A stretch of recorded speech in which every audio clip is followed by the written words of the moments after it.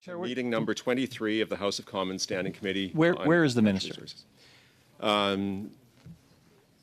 Minister, I thought ministers were supposed to be here in person when they're called. Isn't that the protocol? not that I'm aware of. I think they can appear, and so we have the minister until 6 o'clock with us. Okay. So anyway, I have an official piece here, and then we'll get right into it if everybody's willing. So the committee meeting today is to hear from the Minister of Natural Resources and officials. We have 9 officials joining us remotely, so thank you to each of the departmental representatives who are here with us. Pursuant to Standing Order 81-4, we're considering the main estimates 2022-23, Vote 1 under Atomic Energy of Canada Limited, Vote 1 under Canadian Energy Regulator, Vote 1 under Canadian Nuclear Safety Commission, Votes 1, 5, and 10 under Department of Natural Resources, and Vote 1 under Northern Pipeline Agency. We are all well aware of committee proceedings and processes, so I'm going to skip through all of the stuff. If you're at the table, you can take your mask off. If you're not, please wear it unless actively eating or drinking. Direct your comments through the chair. We're going to try to get through a couple of rounds. The minister has a hard departure time of 6 p.m. The officials have said they can stay beyond that if necessary. And for the members, we have 3 hours from the time that we've started, but not beyond 9 o'clock. And the plan is to go through the mains. There's a motion afterwards we need to discuss about reporting mains back to the House. The intent then is to go into close to hopefully get as far into or even finish the emissions reduction fund this evening. So that's the lay of the land. And so with that, Minister, if you're ready to go, I will turn the clock over to you, and you have 5 minutes for your opening statement, and then we'll get into the first 4 rounds of, or first 4 questions, 6 minutes, and we'll see where we're at that point. So over to you, Minister. I look forward to your opening comments. Thank you very much. I am pleased to join you to discuss the main estimates. I am joining you from the traditional, ancestral, and unceded territories of the Squamish, the Musqueam, and the Tsleil-Waututh First Nations. As folks here will know very well, the effects of the brutal Russian invasion of Ukraine extend well beyond Europe. The invasion has had a destabilizing impact on global energy markets. Europe has asked us for help. In response, Canada has been working to stabilize energy markets and to develop long-term solutions with our allies. In fact, I will be in Berlin for the G7 Environment, Climate, and Energy Ministers meeting next week as part of that ongoing engagement. Likewise, when I addressed the U.S. Senate Committee on Energy and Natural Resources yesterday, I spoke about the need to enhance continental energy security while building future-facing value chains, including critical minerals and hydrogen. Like our European allies, many of our partners south of the border are looking to us to supply stable and clean electricity and clean fuel solutions as we look to address energy security and climate change issues concurrently. Agir pour sécuriser notre approvisionnement énergétique. Acting to secure our energy supply while addressing the climate crisis is an example of how we are walking and chewing gum at the same time.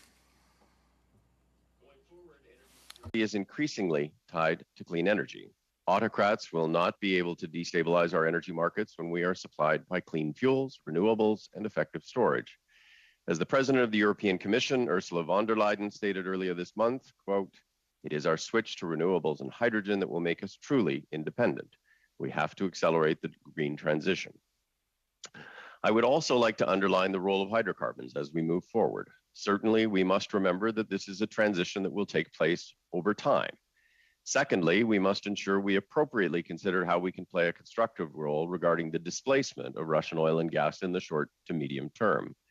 And finally, we need to recognize that in a net zero 2050 world, the world will still be using about a quarter of current oil production and about half of current gas production for use in non-combustion applications like lubricants, waxes, etc. This means that countries and projects that can produce oil and gas with virtually zero production emissions will be the last producers standing, underlining once again the importance of emissions reduction. C'est dans ce contexte que nous demandons des autorisations budgétaires totales. It's in this context that we're asking for total budget authorities of just over $3.6 billion. This is an increase of $3.7 billion, or 61% from last year's main estimates. The key items contained in this request will help unlock Canada's tremendous capacity to innovate and build towards sustainable and long-term prosperity as we move towards a net zero future. Forestry, nuclear investment, renewable energy, energy efficiency, home retrofits, grid modernization, zero-emission vehicle infrastructure, or carbon removal technology. You will see in the investments contained in these main estimates a common thread. By supporting Canadians' tremendous capacity to innovate and seize opportunities, we are acting to ensure a prosperous energy transition that will deliver sustainable jobs, the advancement of Indigenous reconciliation, and increased economic opportunities across sectors and regions. The opportunities from a sectoral perspective will come from new products that enable a low-carbon future, such as electric cars, battery technology, critical minerals, hydrogen, and other clean technologies, and new uses for old products, as we are seeing with the Bitumen Beyond Combustion program in Alberta. Il s'agit notamment de notre hydroélectricité existante à fiable provenant de provinces comme le... This includes our existing reliable hydroelectricity from provinces like Quebec and also includes our growing critical minerals industry, which is vital to the global shift towards electrification and clean energy. Innovations in Canadian hydrogen technology are being spurred by our investments. For example, the potential in Newfoundland and Labrador to enhance energy security by exporting clean hydrogen to Europe and down the U.S. eastern seaboard. Together, we are delivering for Canadians by fighting climate change, revitalizing ecosystems, and building a prosperous future with abundant, clean, and secure energy. As I mentioned at the outset, these priorities are intertwined. Taking well-considered and decisive action now can drive Canadian energy security, clean growth, and prosperity for decades to come. That understanding guides our government's investments in Canadians' future. Je serai heureux de développer ces éléments et I'd be happy to elaborate on these pieces. be with you today. Great, thank you very much, and right on the 5 minutes. For the 6 minutes, if we keep it tight, we'll be able to get through all 4 rounds with the minister, and then we'll do 1 round with the officials, which should be 15 minutes. And we'll see where we're at that point. So, Mr. McLean, you're up first with 6 minutes. Thank you, Mr. Chair. And Minister, I notice, thank you, by the way, for being here today, first of all. I notice you've become more engaged on this file since the Russian invasion of Ukraine and understand a little more clearly the importance of energy security. But let me say, is it more clear to you now that America's energy demands is better served by a reliable security partner with world-leading, transparent, environmental production? Thank you, Mr. McLean. And certainly I have always been engaged on this file. We have been working very hard to ensure that we are developing a clean and prosperous future for Canadians that includes abundant and secure energy sources. We've certainly been working very hard with the Americans, our American friends, on that over the course of the past number of months. In fact, I was in Washington last week to meet with the Department of Energy, with Secretary Granholm, and with officials at the White House on exactly that. Certainly, we're working in the short term around oil and gas, but we're also working on issues around hydrogen, critical minerals, et cetera, going forward. Thank you. So let's get back to some of the other issues here. The shutdown of Enbridge Line 5, 540,000 barrels per day of critical energy supply for the continent, would exacerbate North America's energy supply chains and raise the cost of energy in both our countries. In October last year, your government finally got serious in Canada's initiatives, and ex-Minister Garneau invoked the terms of the Transit Pipeline Treaty, making Canada's position crystal clear. Now the same interest groups behind that lawsuit are introducing the similar lawfare activities through other legal channels. Minister, these are interest groups that your government has played pussyfoot with for far too long. How long will it take in the legal action for you to make Canada's position crystal clear again? Well, I would say our position is very, very much crystal clear. We filed an amicus brief in the Michigan statement. We've invoked the treaty. We have a process going on with the Department of State to try to find a resolution. I raised this at the White House. I raised it with the Secretary of Energy, and I raised it yesterday with the U.S. Senate Committee on Energy and Resources. I don't think we can be any more clear. And on this one, I actually think you and I agree. We do agree that we should be crystal clear on it. I actually think I want you to make sure that the United States understands this transgression, this legal action, will also invoke the Transit Pipeline Treaty between our two nations so that it is dealt with very seriously by the United States government, not by any state government. Correct? Oh, I think the United States understands how crystal clear we are. As I say, I raised it when we were in the White House, and I will tell you that I talk very frequently with the CEO of the proponent of the pipeline company and ensure that we are working in lockstep. Thank you. 3 weeks ago, the Commission of the Environment delivered 5 reports to Parliament that was damning for your government. Your so-called just transition is nothing but words, and you're spending billions of dollars to accomplish virtually nothing. Comparable to the collapse of the northern cod fishery in the 1990s or the coal phase out when Canadian workers were all but abandoned. Is it realistic to say that your government confuses spending money with obtaining results for Canadians? Not at all. In fact, there's a lot of work going on the just transition. First of all, the coal phase out, there was about $185 million that was committed to that. As you will know, most of those plants are not phasing out until 2030. So there's lots of time to actually ensure that we're doing the appropriate work. We launched consultations on just transition legislation, and we're launching regional economic tables to actually build on regional strengths in terms of what those opportunities in a low carbon future are going to be, i.e., what are you going to transition to? And that is exactly what is ongoing, and it's absolutely on track. Well, that's not at all what the Environment Commissioner says, because he goes further in analyzing the role of hydrogen in Canada's GHG emissions program. He says that Environment Canada and National Revenues Canada, your department, differ on the reductions associated with hydrogen's advancement, 15 megatons versus 45 megatons. So a factor of 3, we'll say. And I'll quote, the assumptions in the federal hydrogen strategy are overly optimistic and compromise the credibility of the expected emission reduction. Is it safe to say, as we've seen in your government's ability to meet targets to date, that your numbers are just guesses? No, it's not. And in fact, I would say to you, the numbers that Environment Canada did were focused on one application, and they were about a conservative estimate about what could be accomplished, and that was incorporated into the emissions reduction plan. The Natural Resources Canada figures were what's called the full potential, and you as a business person would understand what a full potential is, which is you look at everything that could possibly go right and what is the absolute most that you could do. And that is essentially setting an orientation. But we certainly didn't include that in the emissions reduction plan. It's exactly the way a private business would actually run its business.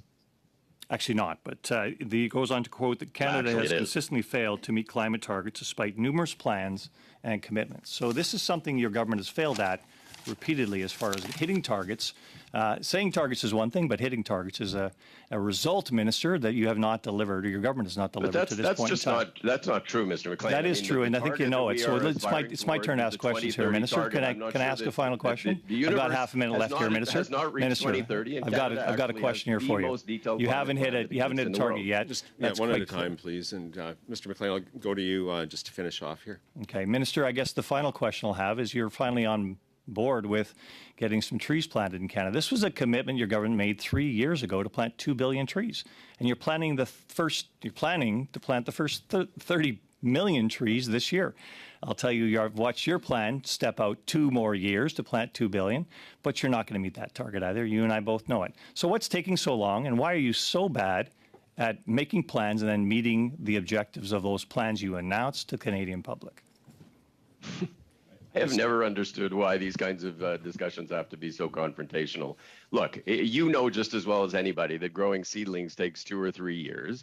The 30 million trees essentially that we will have planted this year were the product of actually going out and finding excess trees. We have been planting those seedlings through the various agencies that exist, and we've been very public that the numbers are going to ramp over the next number of years, and we're very comfortable that we're on track to hit the 2 billion trees.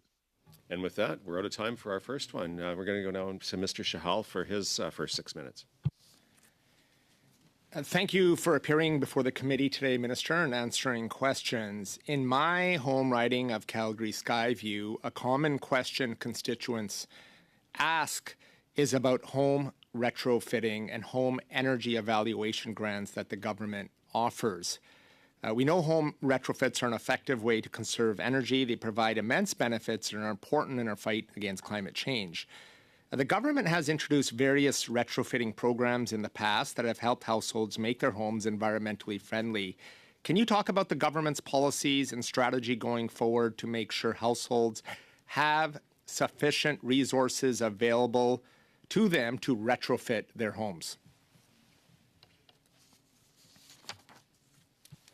I think you're on mute, Minister. Thank you very much for the question. As you know very well, retrofitting homes is one of the fastest and most inexpensive ways to reduce greenhouse gas emissions, to save homeowners money on their energy bills, and to create good jobs in communities and support growth of Canada's green supply chain. The government has invested in the Canada Greener Homes Grant program, which will provide Canadians grants of up to $5,000 for energy efficiency retrofits. And additionally, the government will be further supporting Canadians by providing access to interest-free loans through CMHC. Budget 2022 also made a number of investments to accelerate the pace of deep retrofits in Canada, putting a focus on low-income affordable housing. For example, the $200 million that we are allocating to the Deep Retrofit Accelerator. We are also developing a green building strategy that will include code reform and a number of other things to ensure that we are actually moving forward on a path to net zero. Thank you for the answer, Minister. I come from Alberta. The province's economy is highly dependent on emission-heavy industries, including the oil and gas industry and the mining industry. CCUS technology offers a practical and effective solution to curb emissions in these industries. It will be an important tool in our fight against climate change, and it is important that the government invests in it. My question is, what specific steps is the government taking to promote the use of the technology, especially in the oil and gas industry, and what role do you think CCUS will play during the energy transition? Thank you again for this important question. Certainly, clean technology and innovation through CCUS, biofuels, hydrogen, a range of other things are going to play increasingly important roles in reducing emissions as we move through this 30-year transition towards a net zero future. While a technology like CCUS is not a climate plan in and of itself, it is an important tool that can and should be used to help us reach our emissions reduction targets. And that is something that the IPCC agrees with. In fact, in its April statement, it said, quote, "The deployment of carbon dioxide removal to counterbalance hard-to-abate residual emissions is unavoidable if net zero CO2 or GHG reductions are to be achieved." To promote innovation, NRCan funds programs like the Energy Innovation Program or the Emissions Reduction Fund, which have supported CCUS projects, many of which are located in Alberta. Also of note in the Budget 2022 investments is the CCUS tax credit, which supports the implementation of CCUS projects more generally. Thank you, and I'm glad you mentioned hydrogen. The Canadian Hydrogen Convention was held in Edmonton. The convention demonstrated the ability and potential of hydrogen as an alternative fuel that can replace conventional energy sources. It offers many benefits and would be an important driver of the energy transition. Considering these factors, what is the government currently doing to attract investments in hydrogen? And what more can be done to make sure that Canada does not miss out on the immense opportunities offered by hydrogen? Yeah, thanks for the question. Hydrogen certainly represents an important opportunity for Canada and certainly for regional economies across this country. The Edmonton conference was very exciting because there were thousands of people there engaged in this conversation about commercialization of hydrogen. Hydrogen is an energy carrier that can be used as a non-emitting fuel in a whole range of applications, whether that's transportation fuel, electricity generation, heating, and a range of industrial uses. Over the past 3 years, NRCan has been engaging with stakeholder groups, provincial and territorial governments, and Indigenous partners on a hydrogen strategy that will set us on a path to meet our climate change goals, but it will position Canada as a world leader in the use and the export of clean hydrogen. And certainly we have been working through the Clean Fuels Fund, the Canada Infrastructure Bank, and many others. It is certainly a critical part of the regional economic discussions we are having right now. Minister, Alberta and the prairies are home to many important critical mineral operations. With the demand for the minerals increasing exponentially because of the transformation, many of these minerals are essential for the manufacturing of clean technologies, including electric batteries. Canada can use its advantage and expertise in mining to aid the energy transition. Minister, what steps is the government taking to ensure that we leverage our competitive advantage and expand the mining of critical minerals that are in high demand right now? Well, you've very rightly pointed out the enormous generational economic opportunity that is represented by critical minerals. The global economy is becoming increasingly dependent on critical minerals and metals for clean technologies, including batteries and electric vehicles, as well as defense and security rated applications. There is no energy transition without much expanded production of critical minerals. We made investments in 2021 in creating the Critical Mineral Center of Excellence and to support targeted research and development in processing and battery precursors. We ramped that up in budget 2022 with a proposed $3.8 billion over 8 years to support Canada's critical mineral strategy. This will increase business activity for critical minerals in Canada, enabling new green and transformative mining and process technologies to enhance Canada's innovative capacity. We are focused on an end-to-end strategy from mines through mobility and recycling. And I certainly would note again that through these regional economic tables, we are engaging with many provinces and territories who have an interest in this file. Great, thank you. Thank you. Et maintenant, Monsieur Simard, vous avez 6 minutes. Mr. Simard, you have 6 minutes. Thank you for being present, Minister. There's not a day that goes by where I don't receive an email or a text on the price of gas. So I'd like to ask you a question on this. In your opinion, do you think that it's indecent to see the government today supporting multi-billionaires in the gas and oil sector where people in the middle class are seeing all their money go to these multimillionaire corporations? Merci. Thank you very much, Mr. Simard. This is a very important issue. It's important that the government pay attention to the issues and ensure that life is affordable. But as you know, the price of gas is something that is established worldwide. It's something that is surging due to the... I have very little time. I do understand this mechanism.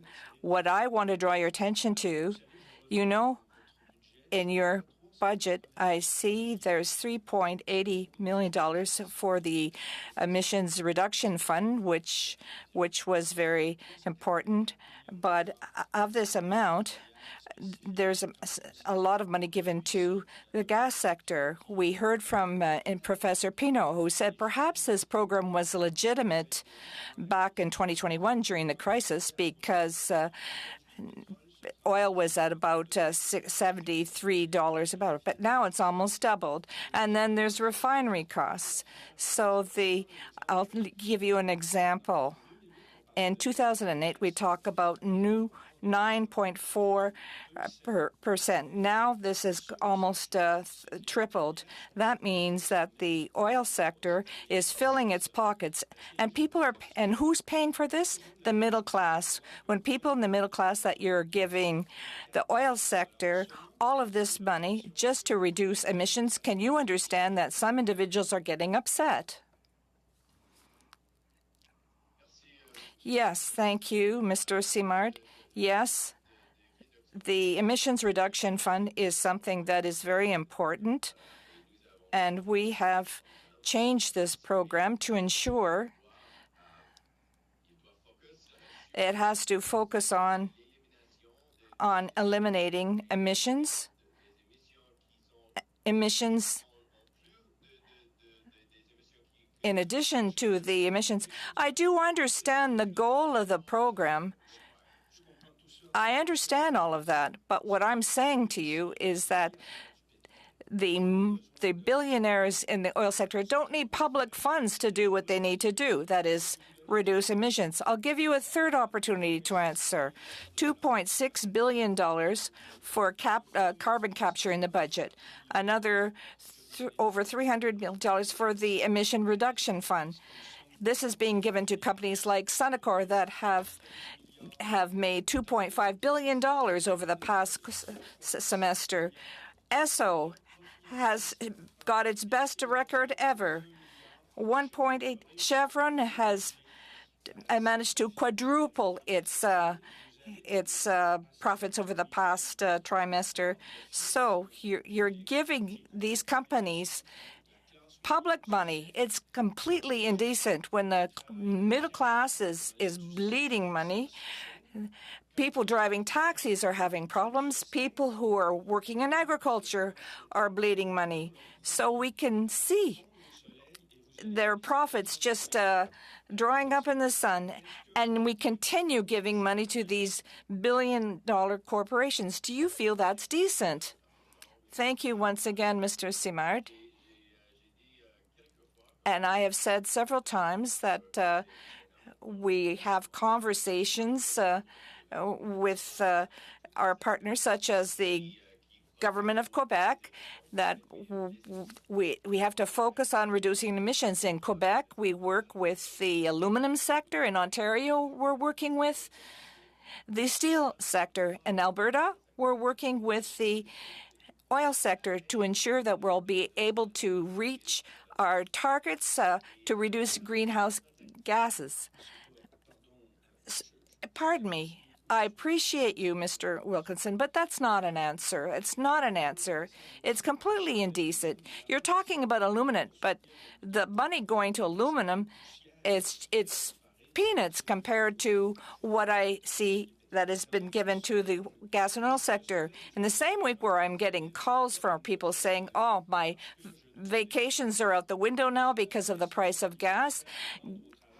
And in the same week, I saw a loan guarantee for $10 billion for infrastructure designed for the gas and oil sector.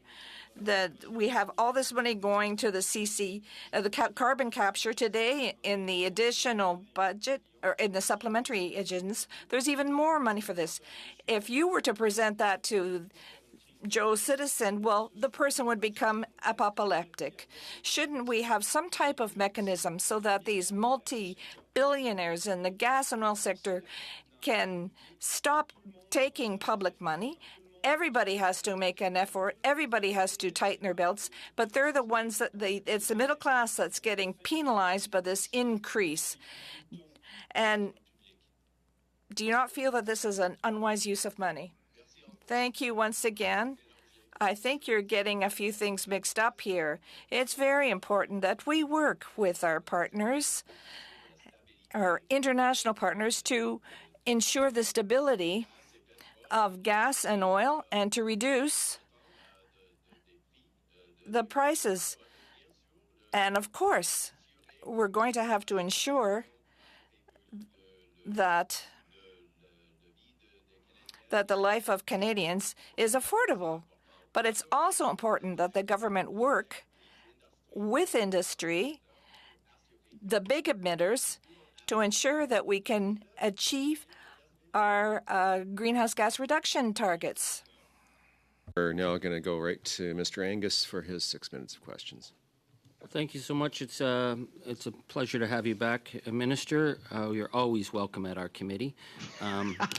And we have many discussions, you and I, about the need to get this right. And that's why I asked to be on this committee. Getting it wrong, to me, is not an option. So Professor Kevin Anderson, who prepared the Tyndall Center report on the climate crisis, testified to our committee. And he stated that, quote, for a 50% chance of meeting the 1.5 degrees, Canada, along with other wealthy oil and gas producers, must cut production by 74% by 2030. That's 7 years from now, with a complete phase-out by 2034. So based on your conversations with your staff and your department, would you say he's right, or is he exaggerating? I would say that the link is between production and demand. We have to actually reduce demand. Cutting production in Canada is not going to do anything if it can be supplied by other countries. So we have to cut demand, which is about deploying zero-emission vehicle technology in Canada and the United States and around the world. It's about reducing the need that we have for hydrocarbons. Okay, well, let me try that again. And the IPCC, their working group report refers to a, quote, code red for humanity. They say the alarm bells are deafening and the evidence is irrefutable, and that any further delay will close a brief and rapidly closing window to secure a livable future for all. So what is that window that we have to make this happen? Well, I mean, I think the IPCC has been pretty clear. You have to achieve the net zero, the 1.5 degree target by 2050. Canada's plan and Canada's target for 2030 is on track for that. I would tell you we are on track for that plan. But I think what has changed recently with the IPCC is that they now believe that even if you actually are targeting the 1.5 degrees or you're targeting net zero, that there will be a slight overshoot. And the way you get back to 1.5 is actually through the deployment of carbon removal technology. And that was what they said recently. Yeah, I didn't quite read that, but I'll give you that I can quote one. it for you. But yeah, well, that would be good. But I was reading the budget because, you know, I really don't see a sense of urgency at all. I see a lot of aspirational talk. You know, there's going to be a new tax credit that, quote, the Department of Finance will engage with experts to establish this, expanding low carbon economy, greater collaboration on climate action between all orders of government, building capacity to support green procurement. Public services will develop new tools, guidelines, and targets. I mean, this would be a great budget in 2004. 2006, well, then the Harper years came. They weren't interested in the climate. Budget 2015, 2019, either it's code red for humanity or it's business as usual. So why am I seeing aspirational language and I'm not seeing, yeah, this is code red. There's a rapidly closing window. I don't hear a sense of rapidly closing window from you, but I see lots of, yeah, we're going to have consultations, we're going to meet experts, we're going to talk with people, and we're going to get to this better future. Why is it not telling us exactly where those investments are and how soon and what are we going to do to meet this? Either it's an emergency or it's not true.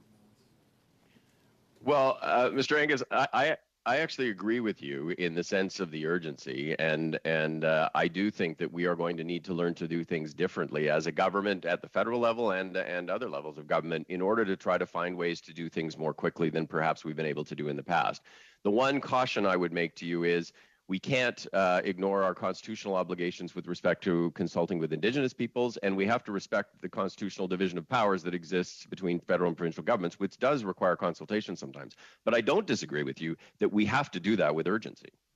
Yeah, I mean, no offense, but when Liberals talk consultations, that tells me that this is getting booted down the road, and I'm seeing a code red for humanity. Because the one thing I do see that you guys moved with urgency on, CAP, Association of Petroleum Producers, said they wanted serious investments in carbon capture. I know you guys are telling me how great this is, but this is completely unproven. 400 environmentalists and scientists warned against it. But in the budget, it's the number one item. It's $7.1 billion. It's there. Everything else is aspirational. So you responded when the oil sector said, give us carbon capture and we'll do our job.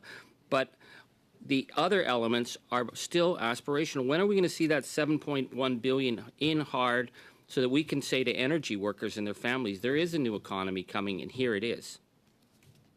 Well, I would say, first of all, the CCS tax credit actually was the subject of long consultations before it actually was implemented. The second is the IPCC. I know, absolutely. No, fair play, because you had 6,800 meetings with Big Oil, so you certainly had lots of consultations on it. There is no pathway to net zero without carbon capture and sequestration, so it is a critical part of any climate plan. But it's your own yes, part. Of course. So there needs to be a plan with respect to how we're going to ensure workers and communities are going to be supported through the energy transition, and we are working on that right now. Okay, well, that's interesting because Dr. Tricia Williams gave us a mind-blowing statement the other night when we were talking about this transition. And we've heard from the Alberta Federation of Labour, we've heard Canadian Labour Congress, we've heard Iron and Earth, who say their workers don't trust that there is a plan. And she said, quote, within Canada, we know very little thus far about how specific regions and sectors may be affected by the energy transition in terms of labour and skills. That analysis simply hasn't been done.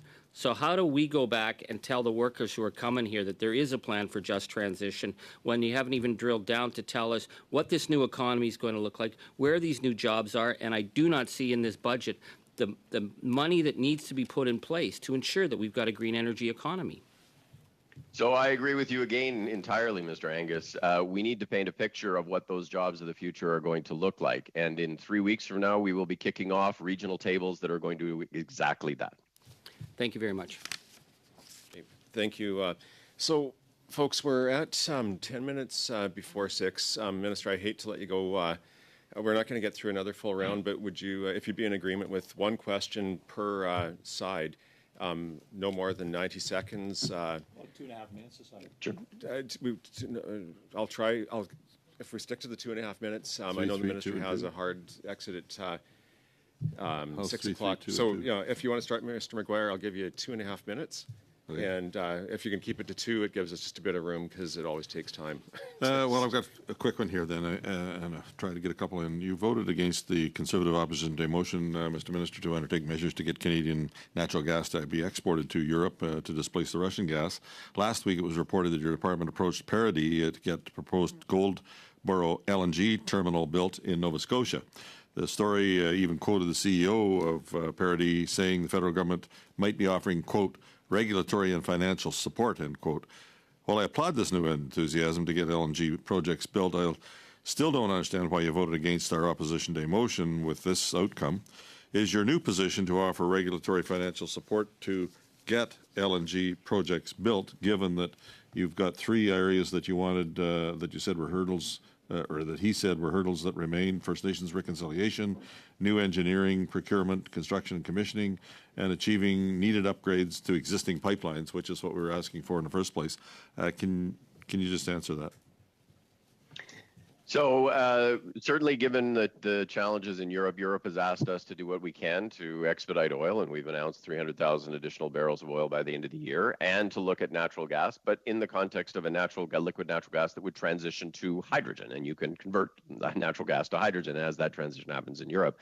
And we have said that we would look at doing that. There's more than one potential project that people have been working on, proponents have been working on. We're talking to all of those folks to see what the impediments would be and to see what could be done to expedite that. But it would have to be done in a manner that is very low emission domestically, and that would be a transition to hydrogen in Germany or elsewhere in the European Thank you. Union. One more quick one here. On the night your government approved Beta Nord to cushion the blow to those who wanted the project scrapped, your government announced you'll be introducing even more regulations, which have yet to be fleshed out. So now that the Alberta Court of Appeal has ruled Bill C-69 is unconstitutional, how could you possibly move forward with even further regulations without having any certainty before the Supreme Court weighs in? Will you commit today to not introduce any new regulations until the Supreme Court rules on whether C-69 is unconstitutional? What the Minister of the Environment said is that we would be putting out policy guidance to try to ensure that people were clear about the hurdles and the metrics that would have to be achieved in order for projects to go ahead. That's just about creating certainty. But what I would say to you is the Alberta Court of Appeal issued an opinion. It was not a ruling on the case. It was not declaring it unconstitutional. And we are of the view that that will be a different ruling at the Supreme Court, and it will be a different ruling at the Supreme Court. And we're out of time on that one. So, Mr. Sabera, are you ready to go? I guess so. For 2.5 minutes. Sure. Over to you.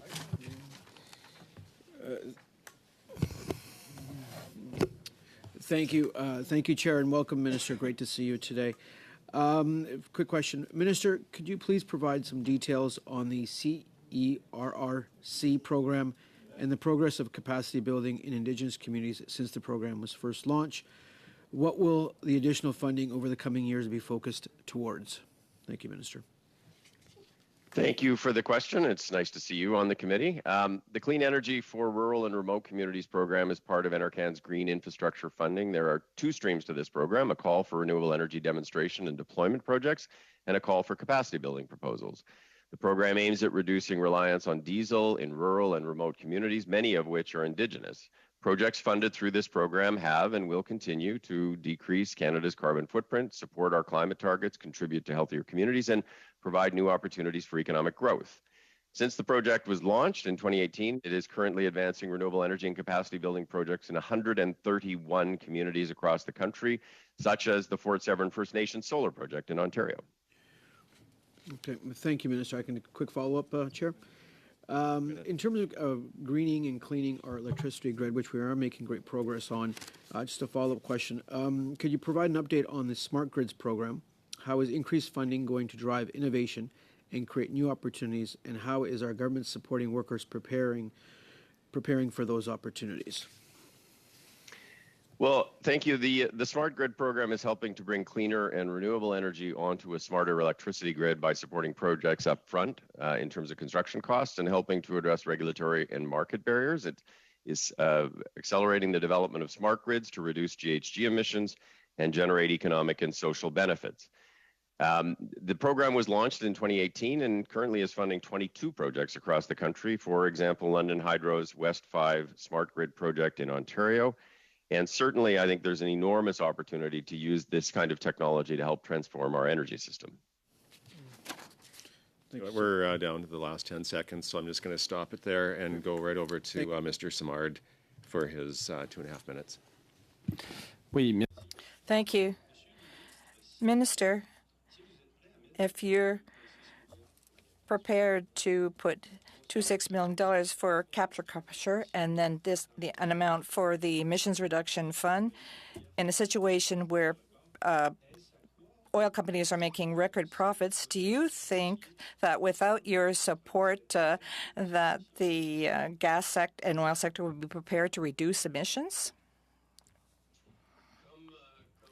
As I said before, it's very important for us to work with the entire sector, the emitting sector, and to help them reduce emissions. We've done this with the steel industry in Ontario, with the aluminum sector in Quebec, and with the gas and oil sector. You can see where I'm headed. Your colleague, Mr. Guilbeault, said that he wanted to put an end to fossil fuel subsidies in a few years. That means that the tax credits for carbon capture initiatives, such as the emissions fund, after 2023, that should mean that the large oil sectors won't be reducing their emissions because we're no longer receiving government assistance. That's the way I see it. Do you not find that we're just wasting money? No, not at all. The incentives, the fossil fuel subsidies accelerate exploration and production. The investments to reduce greenhouse gases to ensure that we will be able to reach our climate change goals are involved. That's new. No, that's not new. That's something that I have been saying for years. For Mr. Guilbeault, that's new. I'm going to tell him this. I'll convey the message to him. Mr. Angus, over to you for your last 2.5 minutes, then we'll let the minister go. Thank you, Chair, and thank you, Minister. The Canadian Energy Regulator was predicting a 1.2 million barrel a day increase in oil production. We'd probably get about 800,000 barrels from TMX, and then Bay du Nord is 300,000 barrels. So that would bring us close to what the CER predicted. But the CER made that prediction before the Ukraine war, and you stated that the Bay du Nord production is helping alleviate the pressures because of the Putin situation in Ukraine. So are we expecting that we're going to have more production above the 1.2 million barrels a day that was predicted by CER? No, I wouldn't say that. I mean, first of all, a lot of the oil that will flow through the Trans Mountain Pipeline is not incremental. It is taking oil that was going by rail and putting it into a pipeline. The second is, if you look at the average emissions threshold for various projects, Bay du Nord is close to zero. It's 0.2 megatons in total. Yeah, I know, so but the you're emissions still burning. profile is far, You're still far lower. burning it, right? We're like let's talk. We're oil Yeah, there's burns. production emissions and consumption emissions. That's right. Okay, so you're I still just below the in my numbers that the CER said. So they predict 1.2 million, and then when they were asked to sort of do a redrawn analysis based on your government's plans for a greener future, they predict that the oil produced in Canada in 2050 will be the same level it is at 2019 levels. Would you say that that's on track, or did they read your plans wrong? No, I wouldn't say that. As you know, subsequent to that analysis, we've actually asked the CER to go back and do a 1.5 degree scenario in the same way that the IEA has done the 1.5 degree scenario. If you look at the 1.5 degree scenario that the International Energy Agency has put out, what you would expect is about a quarter of world demand continues to exist in 2050 versus what exists today. It doesn't tell you where it comes from. I know, but they about a also quarter of say world the demand. IEA says no new fossil fuel production in order to meet 1.5. So is that something you'd agree Well, with? Based what on the IEA, what drives the IEA's model, as you would know, is demand, and what they expect is demand for combustion. Well, no, they weren't essentially talking about goes away demand. by They were talking 2050. about the climate crisis. In order to meet 1.5, they weren't talking about demand. They were saying we can't have any new fossil fuel projects. So are you agreeing with the IEA then on that? So position? they are saying that you have to be in a position by 2050 that you are not combusting fossil fuels, and that the fossil fuels that you continue to use for non-combustion applications have to be virtually zero production emissions. And with that, we're out of time. Minister, thank you so much. I know you need to drop off now for your next commitment, but always a pleasure seeing you. We are anticipating you having back here in 2 weeks. So June 1st, we will be seeing the minister, hopefully once again, subject to confirmation. But thank you so much for making the time today. For the officials, we're hoping to be able to keep you for 15 minutes, a 5-minute question, a 5-minute question, and then 2.5-minute questions. And Mr. Hannaford, I know you have 8 of your team with you. Instead of taking up time to introduce everybody, I think we have a list of who's here, but if you want to direct the questions to any of your team, please feel free to do that. And thank you to all of the officials for waiting with us today as we got through votes and a late start and a bit of a late end, so appreciate it. We're going to go right now to our first 5 minutes. Mr. McGuire is going to take that. So with that, Mr. McGuire, the clock is yours. Thank you, and thanks to all the members that are staying from the department. I wanted to thank your officials, Mr. Hannaford, from the Canadian Nuclear Safety Commission for meeting with me yesterday. They were courteous and very knowledgeable, but I was troubled to find out that the letter I sent to you, which included the U.S. Director of National Intelligence's preliminary assessment on UAPs, including the legislation and a list of the UAP sightings near Canadian nuclear facilities, was not shared with the Director General, who's in charge of the security of safeguards. So why didn't you share that information with your officials? Yeah, thank you very much, Mr. Chair. And I should say at the outset that obviously nuclear safety is one of the critical aspects of the work of CNSC and of my department, and is something that we do take very seriously. Following on your question at our last appearance, we did receive your letter, and I do apologize. There was we're still tracking down precisely what happened, but the information was not provided to CNSC, as you say. I've now had several conversations, though, with both my colleagues within the department and with the president of CNSC. I can assure you that this is something that both organizations are fully apprised of, and as you note in your letter, this is a matter that is of importance. Security involved, and that's why I was asking them the questions and why we gave you the information over a month ago. But anyway, are you aware that your department has no standardized reporting process for licensees to report either UAP or drones near their facilities, nor is there any formal investigative guidelines to determine the origin and intent? Are you aware of that? My understanding, Mr. Chair, is that we keep under surveillance, obviously, the facilities that are licensed under CNSC. CNSC also maintains fairly strict protocols with respect to any overflights or any potential risks to the security of the facilities.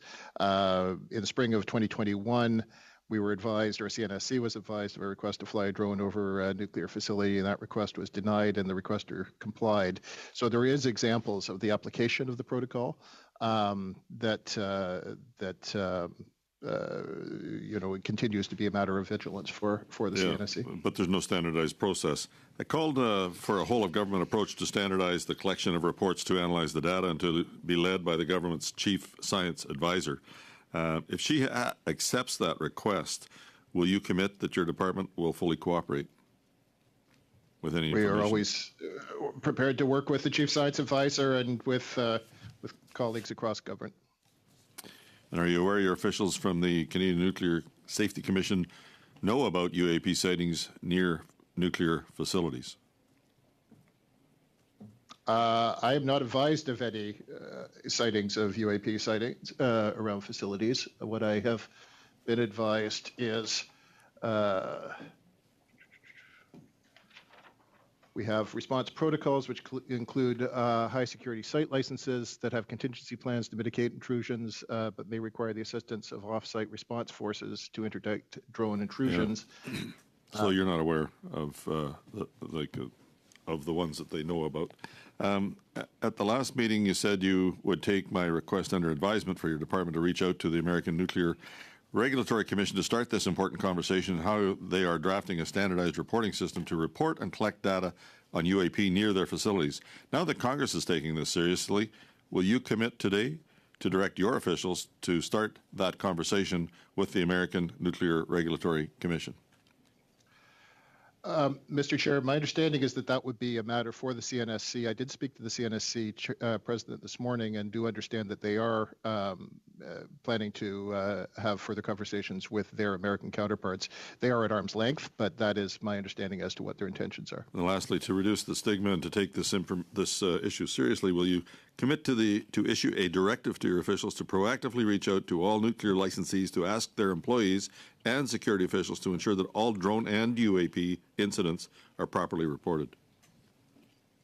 Well, again, Mr. Chair, we will follow up with CNSC and see what is possible with respect to those sorts of communications, but I can repeat that this is a matter that is we do take seriously and that there are protocols in place with respect to such flights. Yeah, I don't know if my colleagues have a question they'd like to ask. About half a minute left, if anybody. If not, we'll just move on. Yeah, okay, great, thank you. We will now go to Ms. Lapointe and get the clock ready here. You will have 5 minutes. Thank you, Chair. So we know Canada has the natural resources to be a leader in critical mineral development. But the challenge of quickly developing an A to Z critical minerals ecosystem needs partnerships. As Budget 2022 states, we must find new ways of pooling our capabilities across the public sector, the private sector, and across industries. How will the new Canada Growth Fund enable these partnerships, and how is Canada planning to attract the businesses and investments needed for us to develop a global critical mineral supply chain? Well, thank you very much for the question. Certainly, critical minerals are of enormous strategic importance, and that's something that has been recognized, as you mentioned, in the budget, where $3.8 billion has been assigned to address our critical mineral strategy.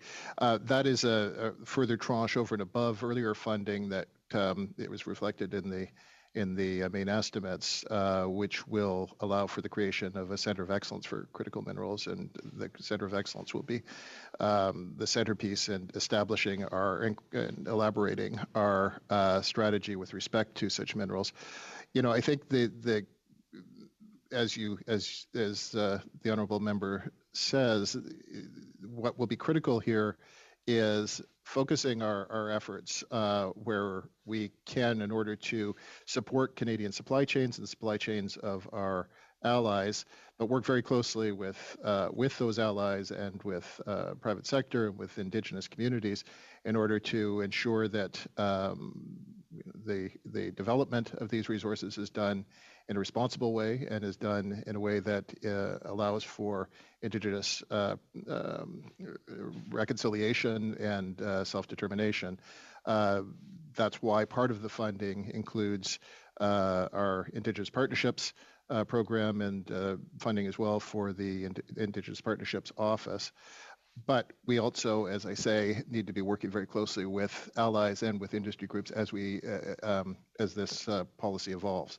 Thank you. Okay. So, and on the subject of critical minerals, the budget proposes up to $3.8 billion over 8 years to implement Canada's critical mineral strategy. Can you expand on what is covered under that $3.8 billion? Yeah, again, thank you very much for the question. As I mentioned, part of that funding does relate to Indigenous reconciliation. There is also a substantial amount that will relate to infrastructure spending, as that's access to the areas where these minerals will be developed is of real importance. But also in terms of research and development, there was a scientific component to all of this. And then looking at the development of the resource itself, but also the development of the supply chain. So looking at processing, looking at other applications that as these resources are refined.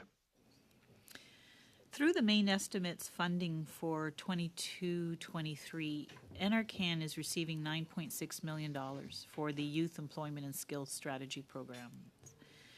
How is NRCan planning to invest that funding into the YES program? And specifically, I would like to know how NRCan will ensure opportunities for Indigenous and Northern youth. It's a very important part of our overall policy suite that we look at the development of not only the resources that exist in Canada, but also the people. And that is critically important with respect to our relationship with her and with Indigenous communities. And youth training is obviously one of the most important areas we can focus, in part because of future demands that there are going to be on a whole range of different activities. And so youth funding is actually an essential piece of our overall programming with respect to this area of development. And do you have any statistics on the increased participation so far by Indigenous and Northern youth? I will turn to my colleagues on that. Frank, could you respond? Yeah, in total, Mr. Chair, we've been able to create about 320 jobs for those youth, thanks to the $9.6 million investment. And of this, about 60% or so were for underrepresented groups, and Indigenous constitute a very large portion of that. And we do foresee that for the coming years, we'll be able to maintain such elevated targets, which has been, by the way, noted by ESDC as one of the best in class in the public service. Thank you. Monsieur Simard, vous avez Merci beaucoup. Mr. Simard, I have a brief question for Mr. Hannaford. Earlier, the minister gave us a definition of inefficient fossil fuel subsidy. He said that subsidy accelerates production and exportation. I'm happy to have a definition of this finally. Does that mean that the Emissions Reduction Fund is at the same time this $2.7 billion for capturing? Are these subventions that do not accelerate production? Are these subsidies that do not subsidize or do not accelerate production or exports? The Emissions Reduction Fund focuses on addressing such emissions as methane, which are of extraordinary importance when it comes to our overall climate plan. So it is an opportunity to accelerate the reductions of methane. We have taken on as an objective a very aggressive methane strategy in reducing by 75% methane. The Emission Reduction Fund. J'ai juste essayé d'être plus clair. Perhaps I'll try to be a little bit clear. Sometimes I'm not clear. I just want to say that when we studied the Emission Reductions Fund, on many occasions, what we were told is that we shouldn't put a cap on production. We have to put a cap on emissions. So I think that the Emissions Reduction Fund, if we don't put a cap on productions, it will accelerate production. Would you agree with that? That we're going to simply accelerate production. We're going to produce more with less emissions. Or do you agree? Again, thank you very much for the question. I mean, the fund is intended to focus on emissions and very significant reductions of emissions, which are what we are most concerned about when it comes to contributing to greenhouse gas challenges overall. And so our climate approach has been to focus on providing funding to address infrastructure and technologies to reduce methane emissions. Thank you. I have a very quick question to conclude. In the main estimates, I see that you support zero-emission vehicles. I think we're $30 or $40 million. Do you know the number of projects that have been accepted? A very quick and easy question to answer. I'll turn to my colleague, Monsieur Lebel. Yes, thank you for your question. 34,000 projects were accepted, and they're currently being built. The department has communicated its agreement to finance the project. Apologize, I'd said 5 minutes, but this was only 2.5. I gave you a little buffer, and so Charlie, Mr. Angus, I'll give you a bit of grace there as well, but about 2.5 minutes. I'm going to turn it over to Mr. Morris. Okay, well, and I didn't welcome Mr. Morris. So Mr. Morris, welcome, and over to you for 2.5 minutes. Thank you, Chair, and thank you, Mr. Angus. My question for officials are just focused on the kind of advice that the minister is receiving from the department on a few statements we've heard from the minister a few times. The first is this pronouncement about net zero by 2050 being the goal, as opposed to 1.5 degrees Celsius as the global average temperature rise that the IPCC has called for. At COP26, it was a number of low-lying states that said the difference between 1.5 and 2 degrees is a death sentence for us. Is there anyone in the department who is telling the minister that net zero 2050 is the same as 1.5? Thank you very much for the question. The emissions reduction plan that was announced earlier this year sets out in detail the steps that we will take in order to meet the objectives that have been identified by the government, and provides as detailed a plan as exists internationally to achieve that. Thanks for the answer. I get a very limited time in this committee ever. So just to be clear, that goal you're saying is the net zero by 2050 goal, correct? Not a 1.5 goal? Each country is going to have to contribute to the overall measures that are going to be possible in order to achieve the objectives that we have set collectively, and our emissions reduction plan. Okay, great. Thank you. I'll just want to get one more in. Sorry to be so rushed. The second is that we hear often carbon capture and storage must be part of any plan. We also know that recent studies are showing that 32 out of 40 times globally, carbon capture and storage actually increases emissions as opposed to decreasing. Is there anyone any officials that are telling the minister that carbon capture and storage must be part of a science-based climate plan? I think it's been broadly recognized that climate capture and storage is an important aspect of an overall climate plan. Have you seen the study I just mentioned? Aware that there are a number of studies that suggested a variety of different outcomes with respect to carbon capture and storage. This is, however, a matter that continues to evolve as an area of technology, and is going to be a critical aspect of our overall approach as we approach decarbonization generally. And thank you, and apologies again for how quick that has to go. Thanks. Great. That ends the time that we have set aside for today's session. Thank you to Mr. Hannaford and all of your team who are with you today. I really appreciate it. You're welcome to join us. We're going to be going through to pass or discuss the motion on the estimates. We're regrettably not allowed to increase them, so you're not going to get more money from us. But you're welcome to stick around for this part of the meeting, or if you'd like, you can drop off and enjoy your evening. So thank you so much, and have a great evening. So now for the members, the question that I have is if I have unanimous consent to vote the main estimates in one motion. Everybody's good with that? Okay. So shall vote 1 under Atomic Energy of Canada Limited, vote 1 under Canadian Energy Regulator, vote 1 under Canadian Nuclear Safety Commission, votes 1, 5, and 10 under Department of Natural Resources, and vote 1 under Northern Pipeline Agency, less the amounts voted in the interim supply, carry. On division, Mr. Chair. On division? Okay.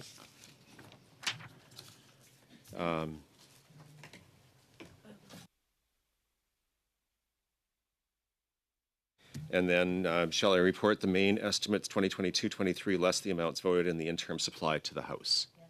Yes. Okay. Thank you. So, folks, with that, we're going to now suspend. The idea is that we will go in camera. The hope is to spend a brief amount of time. We'll see how long, like I say, we have until after 8, but I'd like to get into the recommendations for the Emissions Reduction Fund.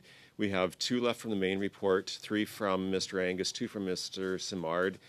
We have a brief draft conclusion and 3 charts that I'm hoping we can get to. So with that, we'll suspend and then give us just a couple of minutes to bring our analysts back in, and we'll be able to get going in just a couple of minutes. So we're now suspended.